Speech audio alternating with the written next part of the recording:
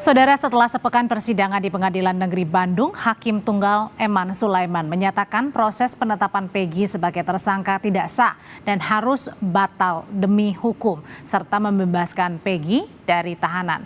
Putusan ini membuat narasi polisi yang menyebut Peggy sebagai otak atau dalang pembunuhan ini patah dan akan berdampak pada nasib terpidana lainnya. Lalu pertanyaan besar, siapa sebenarnya pembunuh Vina dan Eki? Kita bahas malam hari ini bersama pakar psikologi forensik Reza Indragiri Amriel. Pak Reza, selamat malam. Selamat malam. Pak Reza, jadi Hakim Tunggal Eman Sulaiman ini menyatakan Peggy bebas, tidak bersalah, harus dibebaskan. Nah, sebenarnya berarti Peggy bebas ini karena memang Hakim Tunggal ini melihat bahwa tidak ada bukti, tidak ada saksi selama persidangan pra-peradilan yang menguatkan bahwa Peggy sudah sah ditetapkan sebagai tersangka dan benar ini merupakan pembunuh Vina. Mari kita samakan persepsi bahwa sidang pra-peradilan tidak berujung pada kesimpulan apakah PS itu bersalah atau tidak bersalah, bukan. Sidang pra-peradilan ini sebatas untuk menguji, men-challenge, menantang pihak kepolisian untuk meyakinkan hakim bahwa penetapan PS sebagai tersangka itu sah atau tidak sah. Jadi bukan pada bukti-bukti material dan seterusnya yang baru akan diangkat pada sidang pokok perkara, kalau ada sidang pokok perkara. Nah, hari ini apa boleh buat, karena Polda Jabar sudah membingkai peristiwa Cirebon sebagai pembunuhan berencana, dan Peggy Setiawan sempat disebut sebagai orang yang mengotakinya, maka putusan sidang pra-peradilan hari ini mematahkan narasi tersebut. Karena akhirnya kita tidak menemukan sebuah titik simpulan bahwa PS betul-betul orang yang secara sah ditetapkan sebagai tersangka pembunuhan berencana, bahkan ruda paksa. Karena PS tidak dikunci sedemikian rupa, maka nasib ke-8 orang yang ada di dalam penjara itu apa? Apakah mereka kaki tangan PS atau seperti apa? Nah, inilah pertanyaan susulan yang semestinya bisa menggulirkan mekanisme hukum luar biasa berupa PK. Sebelum kita bertanya kepada sebenarnya nih para terpidana jangan-jangan benar-benar salah atau gimana nih? Nah, tapi pertanyaan besarnya kalau gitu yang sekarang, kalau gitu siapa dong pembunuh Vina dan Eki? Itulah alasan mengapa saya sejak awal merekomendasikan agar Polda Jabar tidak mencari-cari DPO, tapi justru berfokus pada melakukan eksaminasi terkait dengan review kerja-kerja saintifik di tahun 2016. Pandangan saya ini ternyata segendang skenario dengan testimoni yang disampaikan oleh Kapolri lewat Wakapolri bahwa kerja penegakan hukum pada tahun 2016 atas kasus Cirebon tidak sungguh-sungguh berdisiplin dengan kaidah saintifik. Harapan saya kalau eksaminasi itu dilakukan ke titik hulu, mudah-mudahan akan membantu pihak Polda Jabar, mungkin Mabes Polri, untuk menemukan siapa gerangan pihak yang sudah melakukan tindakan sedemikian kejam terhadap kedua korban. Tapi masalahnya waktu itu pernyataan dari Kapolri yang disampaikan oleh Wakapolri kan setelah penetapan Peggy ya pada waktu itu ya, untuk mengingatkan lagi ya. Betul, terkait dengan pengungkapan kasus pada tahun 2016. Nah, putusan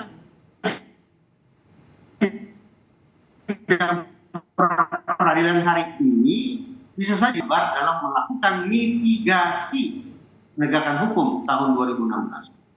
Penegakan hukum tahun 2016 yang penuh dengan tanda tanya itu, yang bahkan Kapolri akui dangkal terkait kerja saintifik itu, ternyata hari ini seolah-olah diperberat situasinya, sebagaimana yang kemudian kita bisa tafsirkan dari putusan sidang pra-peradilan. Nah, kalau gitu pertanyaan selanjutnya Pak Reza, gimana caranya mencari buktinya, mencari pelakunya? Karena kan pelakunya Peggy ini kemudian saat ini kita sudah tahu putusannya seperti apa, dibebaskan dia. Nah, kalau gitu berarti mulai dari mana lagi nih? Bukti mana lagi?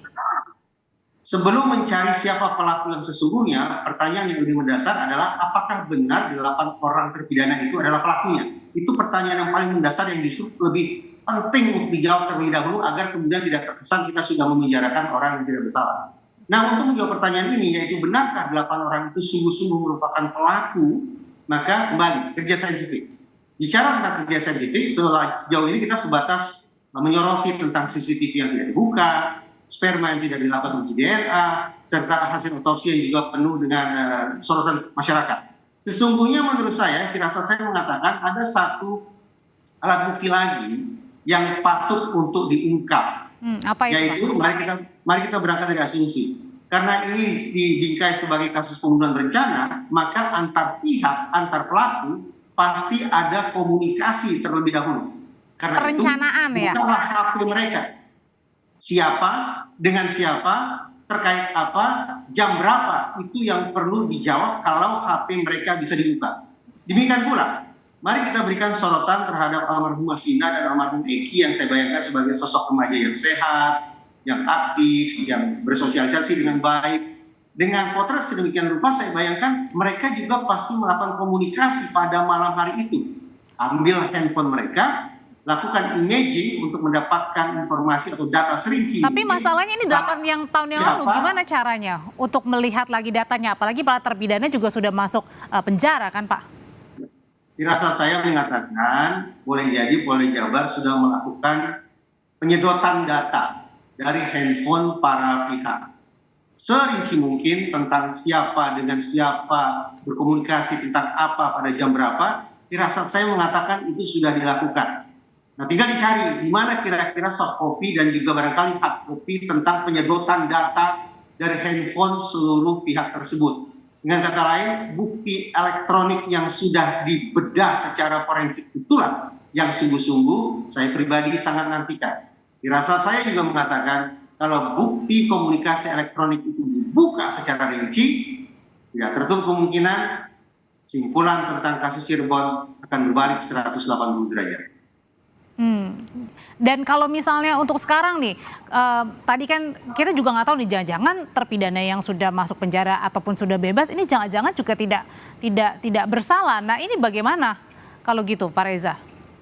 Bisa katakan berulang kali, tidak usah memfokuskan diri pada mencari-cari DPO. Tidak usah memforsir diri terlalu banyak, menghabiskan waktu dan stamina untuk mencari keterangan. Tapi lakukan pengecekan ulang kembali terhadap kerja saintifik, bukti-bukti saintifik. Itulah yang semestinya diandalkan untuk mengungkap kasus Cirebon. Bahkan saya berpandangan, kalaulah sekiranya Polri atau Polda Jabar mau melakukan eksaminasi ke titik hulu seperti yang saya katakan tadi, lalu disimpulkan bahwa kerja saintifik pada tahun 2016 tidaklah optimal, bahkan mungkin ditemukan adanya bukti-bukti saintifik baru, justru Polda Jabar atau Polri lah yang membawa alat bukti ini untuk menggerakkan peninjauan kembali. Lazimnya peninjauan kembali merupakan langkah hukum luar biasa yang dilakukan oleh terpidana. Tapi kalau ternyata dalam kasus ini peninjauan kembali digerakkan oleh alat bukti yang ditemukan oleh Polri sendiri terkait kerja saintifik mereka pada tahun 2016, saya akan anggap itu sebagai sebuah kebesaran jiwa, kerendahan hati yang amat sangat istimewa dari Korps Tribrata. Nah, kalau misalnya butuh juga nggak untuk mencari sebenarnya lebih detail lagi atau mungkin lebih lebih pelan-pelan lagi sebenarnya dimaksud Peggy Peron ini siapa? Bisa nggak dari situ juga, Pak? Pertanyaan itu tidak salah. Tapi pertanyaan itu akan kembali pada fokus mencari-cari DPO. Oh, oke, Dan balik lagi. Saya pribadi tidak menganggap bahwa mencari-cari DPO merupakan agenda yang harus diprioritaskan. Jadi harusnya yang tadi dikupas atau dibuka lagi adalah pembicaraan ya yang terjadi 8 tahun lalu. Berbicara seluruh bukti saintifik. Bukti saintifik. CCTV, uji sperma, kemudian hasil otopsi, plus yang baru sekarang kita angkat bersama-sama, yaitu tentang bukti komunikasi elektronik para pihak pada malam itu. Siapa dengan siapa, tentang apa, jam berapa, itu yang perlu kita buka. Dan buka para pihak itu atau membuka menguji untuk siapa berkomunikasi apa, berbicara apa, itu adalah yang terpidana saat ini berada di penjara. Itu dulu mulainya. Betul. Kalau memang para terpidana itu disebut sebagai terpidana pembunuhan berencana, pasti mereka melakukan komunikasi pada malam itu. Apalagi benarkah demikian? Demikian pula dengan almarhumah Vina dan almarhum Eki. Remaja sehat, remaja yang aktif bersosialisasi, pasti melakukan komunikasi malam itu. Silakan cek masing-masing. Siapa dengan siapa, tentang apa, jam berapa. Buka semua. Oke, dan apakah juga perlu juga penyidik Polda Jawa Barat akhirnya dari teman-teman Mabes ini turun tangan begitu? ada pilihan eksaminasi. Pertama, eksaminasi dependent examination, yaitu eksaminasi yang dilakukan oleh Polri sendiri. Mungkin Mabes Polri membentuk sebuah tim untuk melakukan eksaminasi. Ada juga interdependent examination, Polri bersama alat-alat negara lainnya, mungkin dengan LPSK, dengan Komnas HAM, dan seterusnya. Atau ada juga yang independent examination, yaitu representasi masyarakat, bukan alat-alat negara yang melakukan eksaminasi itu. Bagi saya, yang terbaik adalah format hybrid, mengkombinasikan seluruh stakeholders. Ada representasi otoritas penegakan hukum, bersanding dengan representasi masyarakat, melakukan eksaminasi bersama-sama.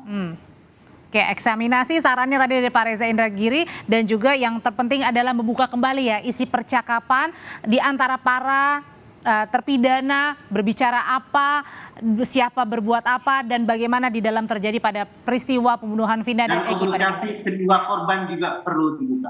Dan sejumlah korban. Oke, baik, terima kasih Pak Reza untuk pandangannya, karena masih tanda tanya yang saat ini ditanya oleh publik dan tentunya keluarga Vina adalah siapa sebenarnya pembunuh Vina dan juga Eki. Terima kasih Pak Reza. Terima kasih.